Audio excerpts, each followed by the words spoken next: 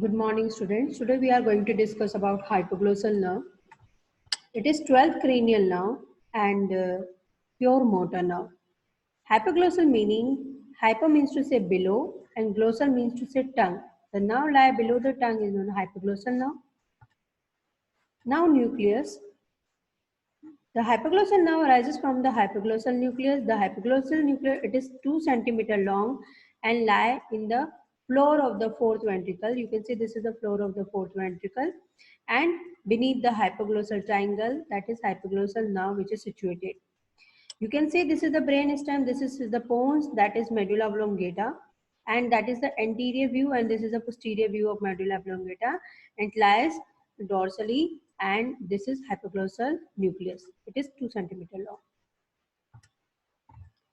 Functional components. The hypoglossal nerve arises from general somatic efferent fibers. You can see this is the cut section of medulla oblongata. This is posterior view. This is anterior view. This is hypoglossal nucleus arises from the hypoglossal triangle, beneath the hypoglossal triangle in the floor of the fourth ventricle. Now rootlet arises here between the or pyramid and olive. This is olive and pyramid. Between these two, that is the groove. Here it arises via the rootlets and carries the general somatic efferent fibers. Now course of intracranial course. This is brain stem and that is the pyramid. This is olive.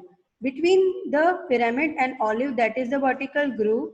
Here the 10 to 15 rootlet arises, and these 10 to 15 rootlet is lie between these two in the vertical groove. Now in this now rootlets in this groove, just below the hypoglossal now rootlet, there is another rootlet is known as ventral root of first cervical nerve. This ventral root of first cervical nerve lie in the line with hypoglossal nerve. Now these nerve rootlets, I am talking about hypoglossal nerve. Now these 10 to 15 nerve rootlet, they fuses in the two bundle. They form the two separate bundles and they open in the dura mater. They open in the dura mater and near the hypoglossal canal. This is hypoglossal canal, and soon it fuse before the leaving of hypoglossal canal.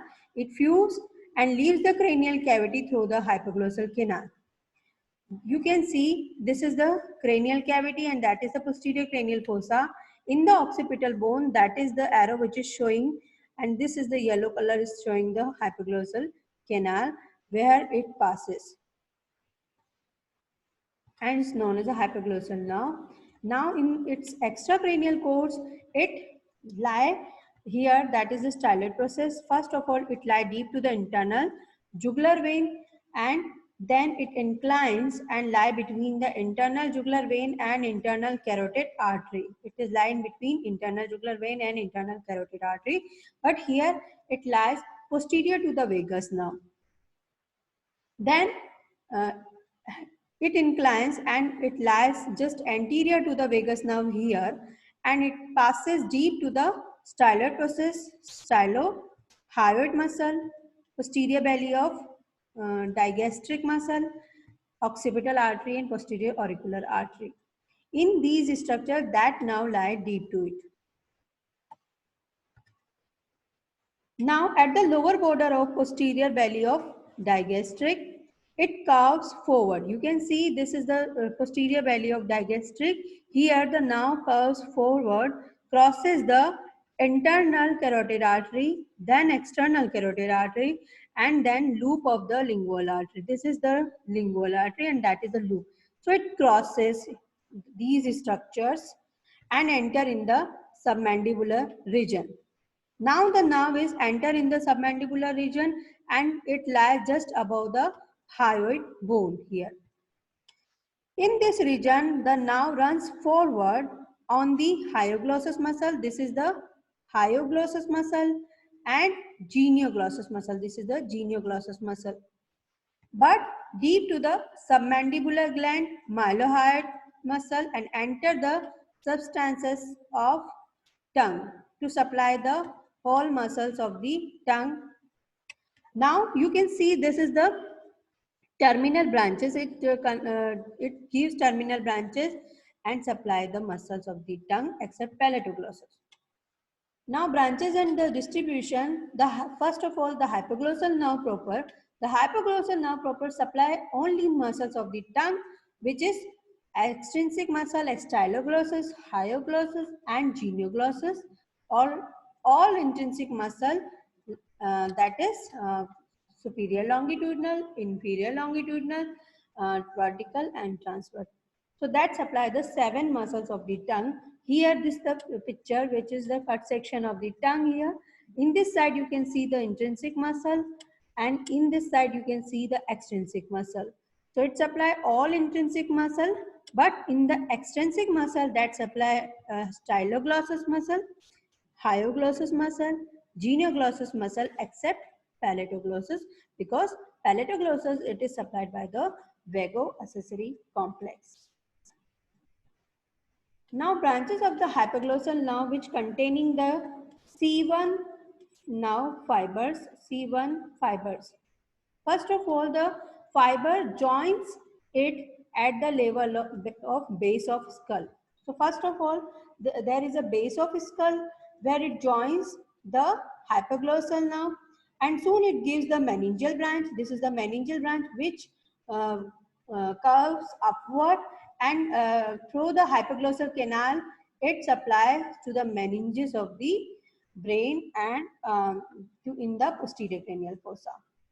Now another branch is descending branch. This descending branch forms the superior root of ansa cervicalis, and this is also known as a descending hypoglossi branch. These branch supply the superior belly of omohyoid here, and it also containing the nerve fiber first cervical nerve. Another branches of the hypoglossal which containing the C1 fiber is geniohyoid and thyrohyoid. Now to geniohyoid which supply the geniohyoid muscle, and now from these branches supply the thyrohyoid now to thyroid muscle.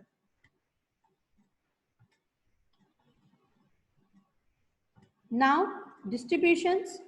Distributions, first of all, muscular branches. Muscular branches supply all the intrinsic muscle, and except palatoglossus, all the extrinsic muscle. Now it gives meningeal branch. Meningeal branch supply the dura mater, meninges, and diploid of occipital bone and wall of the occipital sinus. It gives communicating branch to the sympathetic cervical ganglion. It also gives the communicating branch to the inferior ganglion of the vagus now. Now it gives descending hypoglossal branch. Descending hypoglossal branch is another name, superior root of ansa cervicalis, which supply the superior belly of omohyoid. And this superior root of ansa cervicalis join the C2 and C3 descending cervical branch at the level of cricoid cartilage. Here, this descending cervical branch, which is from the C2 and C3 fiber, its another name is inferior root of ansa cervicalis. Now, this inferior root of ansa cervicalis join the superior root of ansa cervicalis, and they form the loop, and this loop is known as the ansa, and this loop supply the sternohyoid muscle, sternothyroid muscle, and inferior belly of omohyoid muscle. So the ansa supply the all infrahyoid muscle. Now this is the diagram which is showing the complete course of hypoglossal nerve. So I am going to starting from here. This is hypoglossal nucleus. I have already told you this is situated in the hypoglossal triangle posterior to the medulla and floor of the fourth ventricle. Now number of nerve rootlets that passing as a hypoglossal nerve in the hypoglossal canal. This is hypoglossal canal, and soon it gives this meningeal branch. Now this hypoglossal nerve, it gives communicating branch to the inferior ganglion vagus, and that join the C1 cervical nerve, and it also gives supply to the superior cervical sympathetic ganglion. It is also communicating branch, and then it gives descending branch. This descending branch is known as descending hypoglossal. Now it supply and to the to the thyroid muscle and genioid muscle, which containing C1 nerve fiber, and hypoglossal proper, which supply the all extrinsic and intrinsic muscle except palatoglossus.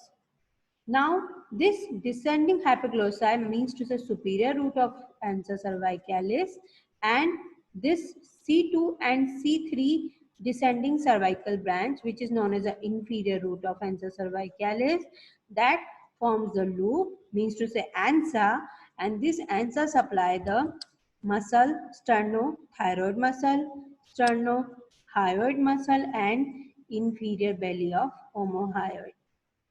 So all branches from ansa cervicalis which supply the infrahyoid muscle also. So this is about the course of hypoglossal nerve. Now clinical aspect. The hypoglossal nerve, it is tested clinically by asking to patient to protrude his or her tongue. Normal condition, the tongue protrude straight forward. But if the nerve get paralyzed, the tongue is deviated to the paralyzed side. You can see in this diagram the paralyzed side is the right side because right hypoglossal nerve. So the effect of paralysis of, you can see the left genioglossus muscle, it's a healthy muscle, so it pushed the base to the towards left side, so the tip is deviated in the paralyzed side. This is the action you can see via the right normal genioglossus and paralyzed left genioglossus. So remember that the tongue is deviated to the paralyzed side. There is a diagram which is showing two lesion, supranuclear lesion and infranuclear lesion of the hypoglossal nerve.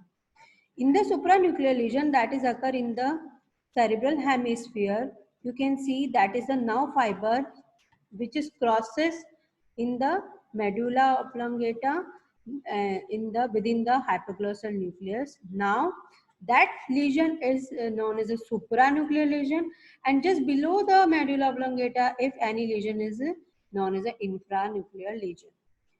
In the supranuclear lesion, which is occur when tongue extend and apex of the tongue inclined to the opposite side. You can see this is inclined to the opposite side here. But in the infranuclear lesion, the tongue extend and apex of the tongue inclined to the same side, because that is the inclined to the same side. In the supranuclear lesion, the hypoglossal nerve causes paralysis without fasting. The tongue moves slugly, resulting in defective speech, and tongue deviate to the opposite side. But in the infranuclear lesion, the hypoglossal nerve produce paralysis of the tongue on that side, and the gradual atrophy of the paralyzed half of the tongue occur, and tongue looks shrunken. Now, this is the diagram which is showing the paralysis of the tongue. This is all about the hypoglossal nerve